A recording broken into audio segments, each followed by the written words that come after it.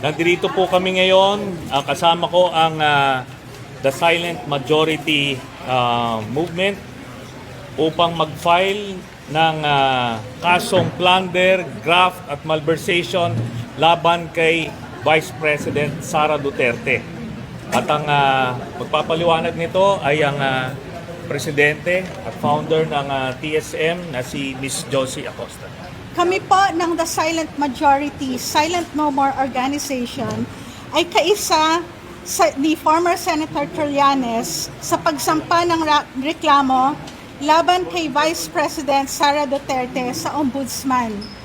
Bilang civil society organization na ang hangarin ay ang pag-unlad ng Pilipinas sa pamamaraan ng maayos, tapat, makatarungan, makatao at patas na pamamahala.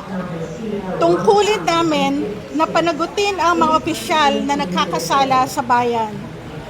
Si Sara Duterte ay marami ng paglabag sa batas, sa konstitusyon at sa tiwala ng mamamayang Pilipino na matagal nang pinalagpas at hindi na dapat palampasin pa.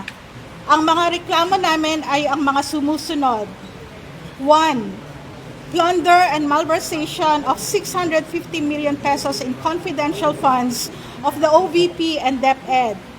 This includes the charges already included in Ramil Madriaga's affidavit. Number 2.